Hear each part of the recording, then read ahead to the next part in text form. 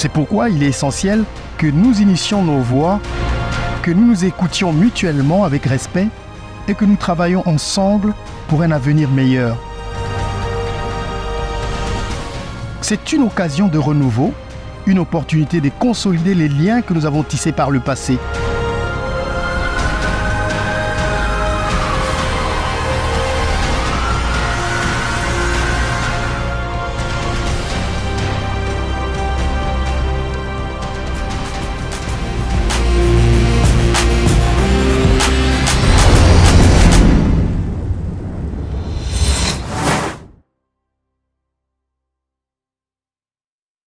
Je suis très heureux de vous retrouver pour ce nouveau numéro de votre magazine, le dossier sur Ecofin Télévision, de Kikwit à Washington, passant évidemment par Kinshasa. Notre invité aujourd'hui est un professionnel des médias qui a tout connu, en tout cas, on peut le dire ainsi, même si il continue encore à exercer dans ce noble métier de journaliste.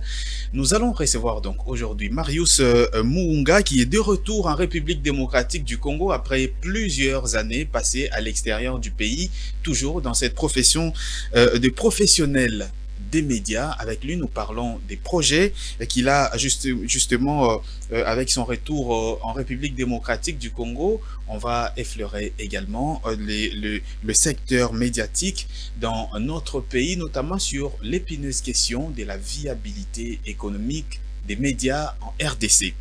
Marius Muunga, bonjour et bienvenue. Bonjour, cher Patrick. Merci beaucoup de nous faire honneur d'être avec nous aujourd'hui sur Ecofin Télévision. C'est un honneur pour moi d'être là, d'être reçu sur cette chaîne. Merci énormément à toi d'avoir accepté de me recevoir sur ce plateau que j'ai regardé à partir des États-Unis. Je regardais Ecofin et je voulais en profiter tout de suite pour vous féliciter pour la qualité de ce que vous faites. Merci beaucoup. Sans flatterie, c'est pas parce que je suis là. Je ne vous ai pas rencontré quand j'ai regardé vos émissions sur YouTube.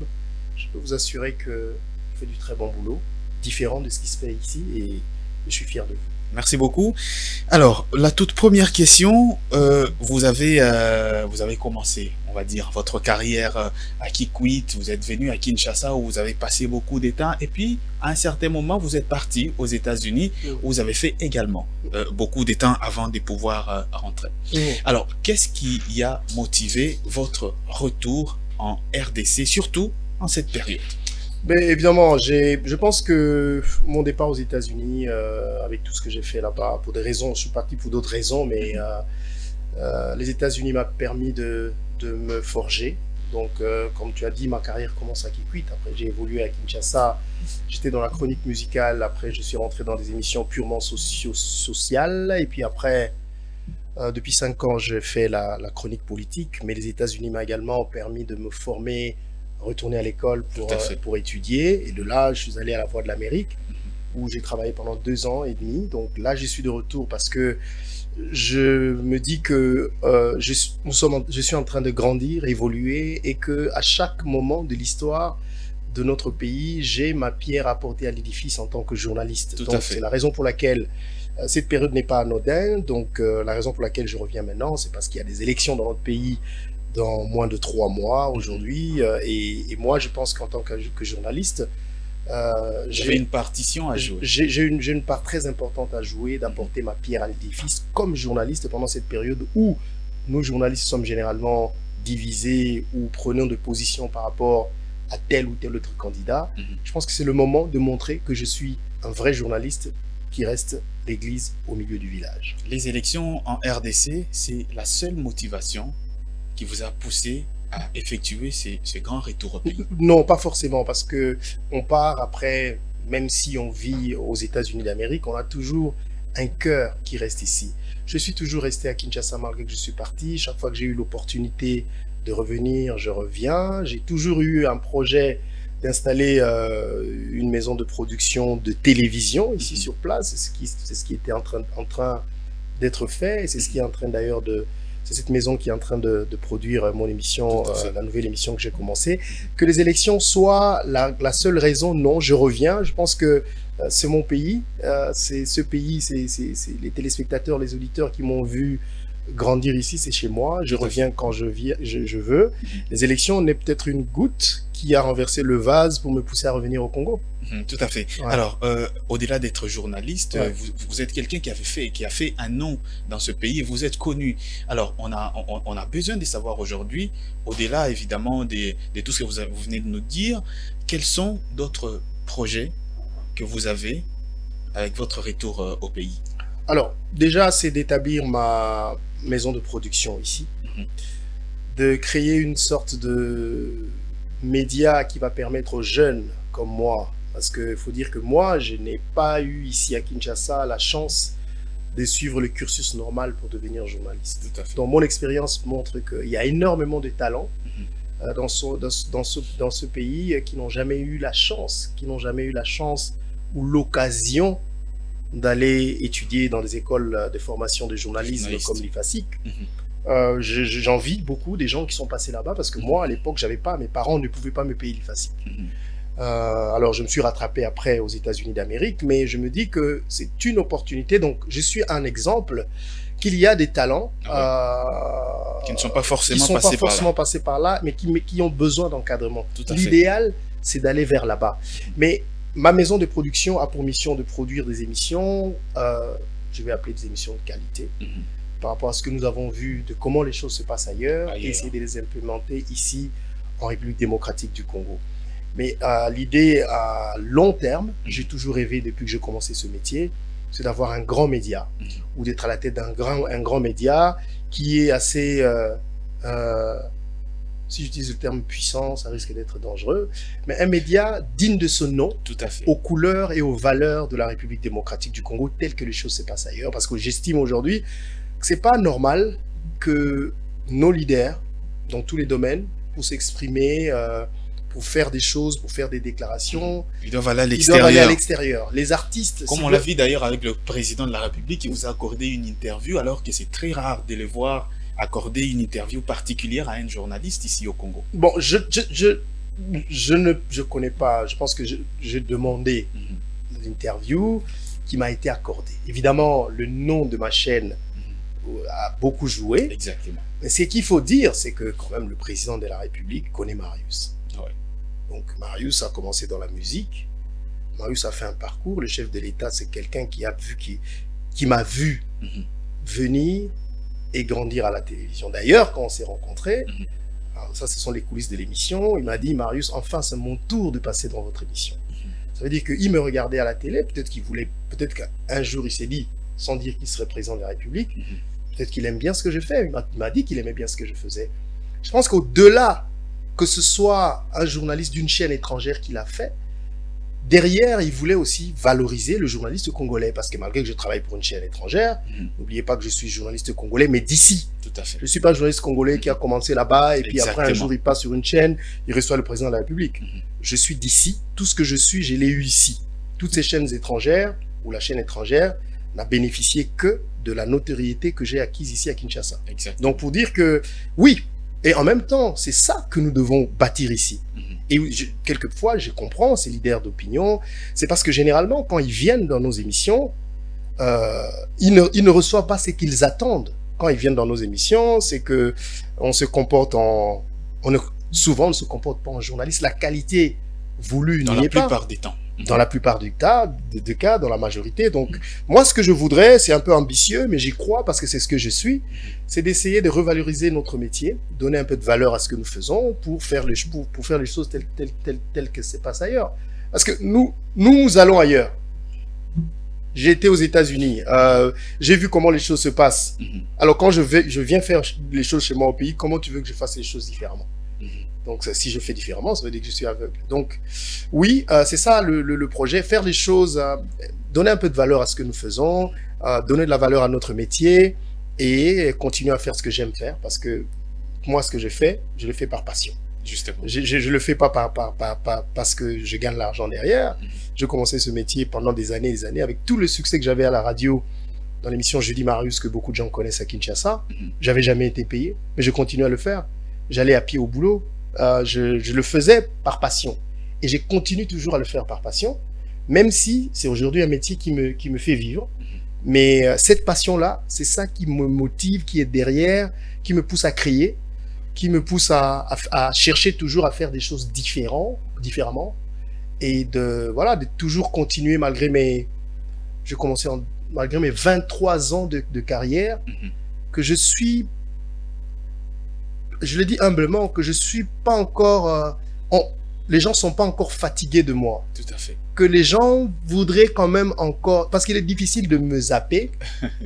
Je me vante un peu parce que ça, je l'ai eu des téléspectateurs. Pourquoi? Parce que je les écoute beaucoup. Je fais en sorte de faire ce que les gens aiment.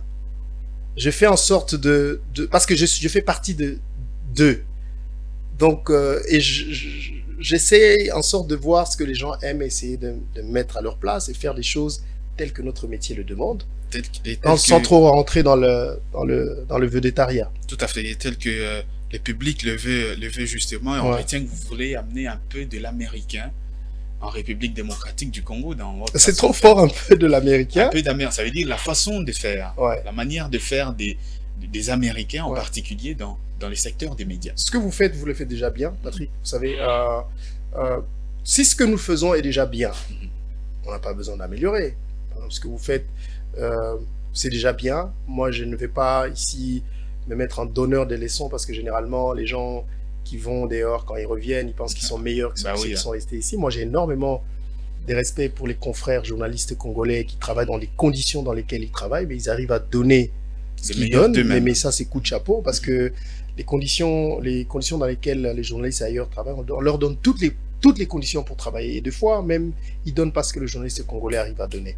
Donc, je veux pas être quelqu'un qui donne de leçons, mais je suis convaincu qu'on peut faire mieux par rapport à ce qui se fait aujourd'hui. Et c'est ça ma lutte. Et je ne le dis pas seulement. Je ne veux pas amener les États-Unis au Congo. Je le fais dans le sens comment est-ce que je peux prendre ce que j'ai appris aux États-Unis et ce qui existe ici, mettre ensemble et puis créer la beauté de ce que je peux créer, comme vous l'avez vu si vous avez regardé ma nouvelle émission qui s'appelle Marius Town Hall. Voilà. On l'a vu et c'était impeccable. Merci, il y avait quand même beaucoup d'imperfections. Ouais. Vous êtes de retour en République démocratique du Congo. On se dit, vous venez avec des projets un peu ambitieux. Vous-même, vous l'avez souligné. Alors, vous vous attendez à un soutien particulier de qui? Du peuple congolais. Parce que je sais que si tu as le peuple, tu as tout.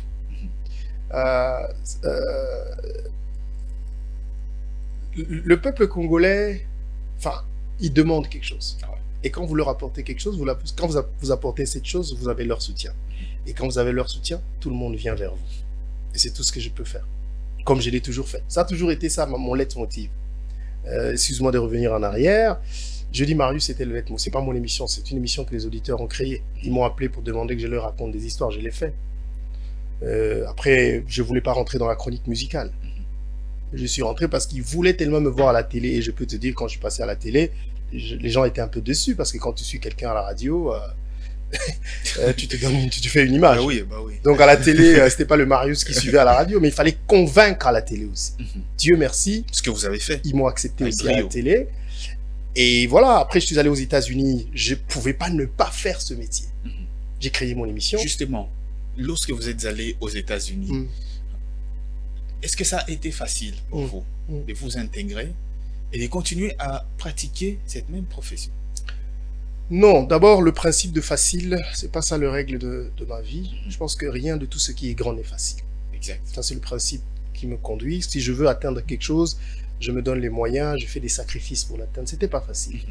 Je pense que Dieu a mis sur mon chemin des gens qui m'ont soutenu, qui m'ont permis en même temps de me concentrer à ce que j'aime faire, étudier en même temps et travailler. Et donc, c'est ce qui m'a permis de prendre le temps de continuer à faire ce que je faisais. Mais un autre point très important, c'est ce que je ressens quand je manque de faire ce métier. Je peux demander à mes collaborateurs avec qui je suis, si je ne travaille pas pour ça, je ne suis pas à l'aise. J'ai l'impression que je suis en train de mourir à petit feu. Alors ça brillait tellement en moi. J'ai aujourd'hui laissé exprès toutes les vidéos de mon retour quand je suis arrivé aux États-Unis sur Facebook. Si vous avez regardé des vidéos de 2017, je commençais à la maison avec un micro, avec la cuisine derrière, avec ma petite caméra webcam. Et pourquoi? Parce que j'avais envie de faire ça. Et chaque jour que je faisais, le nombre de gens qui me suivaient augmentait jusqu'à ce que quand je partais, j'avais l'audience que beaucoup n'avaient pas en termes de vues sur les réseaux sociaux. Je faisais des émissions en direct sur Facebook et YouTube avec plus de 10 000 personnes qui me suivaient live. J'ai quitté ce projet pour partir à la Voix de l'Amérique. À la Voix de l'Amérique. Où je suis content d'être passé là-bas parce que je pense que j'ai beaucoup appris. Je sais comment les choses se passent sous d'autres cieux, sur des chaînes internationales. C'était une belle expérience. Et maintenant, j'ai pas quitté la Voix de l'Amérique. Je vais toujours rester comme correspondant de la Voix de l'Amérique ici à Kinshasa. À Kinshasa. Okay. Mais voilà, je me concentre à faire mes trucs parce que je pense aussi que je me suis pas suffisamment exprimé à partir de la Voix de l'Amérique tel que les Congolais m'attendaient. Il y avait une forte demande que je revienne. Et je suis revenu. J'espère qu'on va continuer à collaborer, à s'aimer, à travailler ensemble comme on l'a toujours fait dans le Et comme on l'a passé. On l'a toujours fait, c'est ce que la plupart des gens attendent d'ailleurs de vous. Ouais. Parlons maintenant d'un sujet un peu plus intéressant également, c'est le secteur médiatique en République démocratique du Congo. Vous avez vécu en RDC, vous y avez exercé en tant que journaliste, aujourd'hui vous y revenez et vous êtes parti, vous avez exercé aux États-Unis. Comment analysez-vous ce secteur aujourd'hui? Bon, comme tu l'as si bien dit, je viens d'ici. Donc, je ne suis pas quelqu'un qui regarde en haut, essaie de voir les choses. Donc, je connais. Je sais ce que c'est qu'aller à pied au boulot parce qu'on n'a pas de moyen de transport. Je sais ce que c'est que dormir par terre parce qu'on a une émission en 5 heures. Je sais ce que c'est que le coupage, j'en sais quelque chose. Je sais ce que c'est que gérer une radio. J'ai été directeur de Raga FM ici avant de partir. Je connais la chronique musicale, je connais les Mabanga. Tout à fait. J'ai appris la chronique politique, j'en sais ce que c'est. Mais je peux dire que au-delà de tout ça, moi je pense que le journaliste congolais est un pionnier. Parce que malgré les difficultés dans lesquelles le journaliste congolais vit, il arrive quand même à faire son métier, d'une façon ou d'une autre. Mais malheureusement, le métier de journaliste demande des moyens. C'est pour permettre aux journalistes d'avoir une certaine stabilité pour résister aux tentations extérieures. Exact.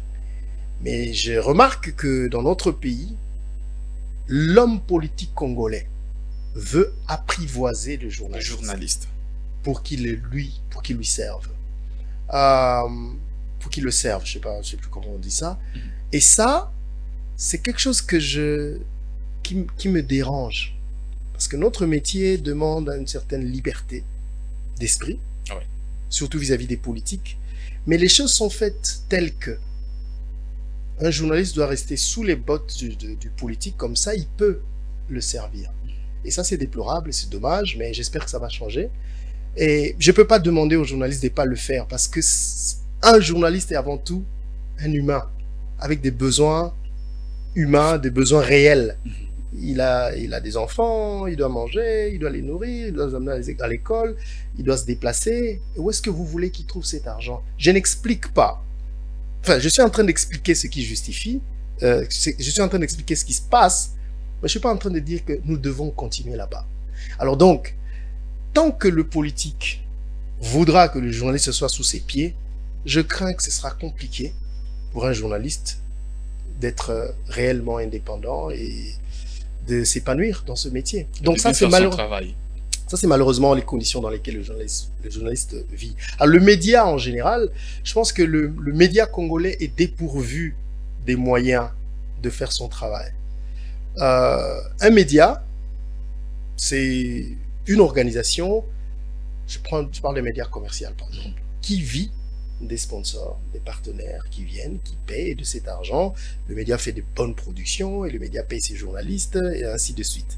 Mais il se fait qu'aujourd'hui, les médias n'ont pas de moyens. La majorité de médias en RDC, je dis bien la majorité, appartiennent à des gens qui sont au pouvoir ou des gens des politiques. Ce qui fait que ces gens-là tirent l'argent de leur propre poche pour financer ces médias-là.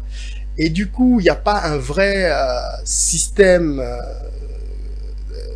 de gestion qui permette à ce que la chaîne génère des revenus qui peuvent permettre à soutenir les médias, mais aussi cette publicité justement a disparu. Pourquoi? Parce qu'il y a une multitude de médias en RDC que même les annonceurs ont du mal à distribuer les dividendes qu'ils ont Exactement. pour permettre à ces chaînes de vivre. Ça, c'est d'un. Des deux, moi j'ai un problème. Et je trouve que c'est très sérieux que dans un pays aussi puissant que le nôtre, que la majorité de la population consomme des médias qui viennent de l'extérieur. Ça, c'est grave. Peut-être qu'on ne se rend pas compte. Ce que ça veut dire, c'est que nous sommes acculturés, c'est-à-dire que nous sommes en train de consommer une culture de l'extérieur. Patrick, je ne sais pas si tu as des enfants, sinon des petits frères. À la maison, ils ne regardent pas nos chaînes de télé. Exactement. Ils regardent des chaînes françaises. Et ils grandissent au Congo avec la culture française. Mais c'est une bombe à retardement. Nos enfants ne connaissent pas notre culture. Et c'est là le rôle des médias. Et c'est là, comment vous allez vous étonner que nous ne sommes pas congolais, que nous n'avons pas ce truc-là qu'on nous reproche, qui congolais n'a biso Zawa. Mais c'est les médias qui inculquent ça. C'est les médias qui inculquent ça depuis au colis. Quand nous avons grandi là, il y avait des gens qui racontaient des histoires, histoires annoncées à la radio, à la télé. Mais nous n'avons plus ça. Les médias les plus suivis dans notre pays sont des médias étrangers. Je pense que ceci appelle à la responsabilité de l'État pour voir comment, d'un côté, soutenir les médias locaux pour faire des meilleures productions, mais de l'autre côté, surtout ça, empêcher cette expansion, presque ce monopole de ces grands médias qui viennent nous faire consommer ce qui se produit à l'extérieur. Je n'ai pas vu dans un pays dans lequel j'ai circulé dans ce monde que les gens suivaient plus les chaînes de l'extérieur que de leur propre. En France, je n'ai pas vu que tout le monde suit les chaînes congolaises. C'est des communautés congolaises qui suivent des chaînes congolaises. La France a des chaînes nationales ou privées qui se battent pour rester, inculquer la culture. Et pareil aux États-Unis. Il y a Fox, il y a CNN, il y a CNBC. C'est des chaînes américaines. Il peut y avoir de plus... Je vais juste donner un exemple. TF1, qui est une grande chaîne française. Mais si tu demandes à un Américain ce que c'est, mais il n'en sait rien du tout. Il n'en sait rien du tout. Pourquoi? Parce que les moyens sont mis en place pour promouvoir les médias locaux. Et ça, je pense que c'est un rôle que l'État doit jouer. Ben, j'espère qu'on va y arriver parce que là, c'est toute une génération qui est en train d'être acculturée et qui est en train de consommer une culture de l'extérieur qui n'a rien à voir avec qui nous sommes. Nous parlons aujourd'hui de l'agression de notre pays par le Rwanda, la RDC. Mais qu'est-ce que nos enfants apprennent par les médias qu'ils consomment régulièrement de ce qui se passe à l'Est? Mais rien. Et cet enfant va grandir. Et par moments, tout le contraire de tout ce que... Exactement. On n'en parle même pas, on leur dit rien. Et puis tout ce qu'ils en pensent, c'est qu'il y a la guerre à l'Est. C'est tout ce qu'ils savent. Donc, ça, c'est un problème. Et moi, je le dis peut-être de façon légère, mais c'est un sérieux problème. Si on n'en tient pas garde, je crains que c'est une grande bombe, c'est une bombe à retardement. Une bombe à retardement qu'on doit très très vite désamorcer. Alors, on va terminer par cette question. Vous pensez aujourd'hui que le travail que mène à la fois le gouvernement congolais à travers le ministère des médias, le CESAC et même... On va parler aussi de l'UNPC. Ce travail de reformer le secteur est indispensable à ce jour. C'est indispensable. Déjà, je pense qu'il y a des efforts qui sont faits. Je dis qu'il y a énormément d'efforts qui sont faits, mais j'étais en train de discuter avec une autorité aujourd'hui avec qui on parlait de comment ce pays était plongé dans un trou noir. Et que même s'il y a des efforts qui se font, c'est difficile de le voir tout de suite à l'œil nu. Mais il y a énormément de choses à faire aussi. Mais des fois, tu sais... J'ai l'impression que les gens, ils tournent en rond. Les gens, ils arrivent avec une bonne volonté d'échanger les choses, mais ils rentrent dans le système, on lui dit comment les choses se passent dans le système, et ils rentrent dans le système. Et conséquence, les choses ne bougent pas. Et bien, je pense que, ouais, c'est ça, il y a des efforts qui sont faits, mais je veux dire, la CESAC, le ministère des médias, vous faites des choses, mais il y a énormément de choses à faire. Continuez à Et continuer les efforts. Les efforts, ouais. On va peut-être terminer complètement par là sur la question de la viabilité économique des médias. On sait qu'aujourd'hui, la plupart des journalistes travaillent sans contrat de travail. Beaucoup ne sont même pas payés. J'en suis l'expérience. Dans des chaînes. Qu'est-ce que vous en pensez? Je pense que c'est injuste. D'ailleurs, je suis curieux quand on discutait dans votre bureau tout à l'heure, on s'est tutoyé tout à l'heure, dans ton bureau, que tu m'as montré les contrats des travailleurs. Je voulais vraiment... J'ai presque pas vu ça au Congo. Si quelqu'un me dit que ça existe, peut-être que j'ai pas encore vu. Mais il y a un problème. Comment on peut faire travailler des gens sans contrat? Bon, ça, c'est tout un autre débat du système dans lequel se trouvent beaucoup d'emplois dans notre pays. Exactement. Mais moi, je voulais vraiment vous féliciter, c'est pas parce que vous m'avez posé cette question, pour tous les efforts que vous êtes en train de faire ici. D'abord, d'un, pour faire les choses différemment, et des deux, pour faire signer des contrats aux agents qui ont un salaire.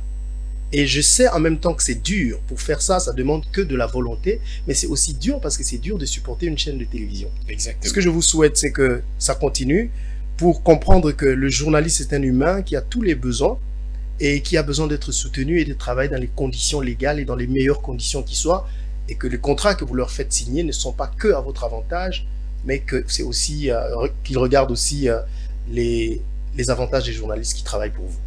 Merci beaucoup Marius Mounga d'avoir accepté notre invitation aujourd'hui. Merci à vous. Dernier mot peut-être. Merci à vous Patrick pour cet honneur de me recevoir sur ces jolis plateaux. Et merci à Ecofin TV, à qui je souhaite très longue vie. Je pense que j'ai visité les installations et tout ce que vous avez ici. Vous n'avez rien à envier à d'autres grandes chaînes. Vous avez tout ce qu'il vous faut. Tout ce qu'il vous faut.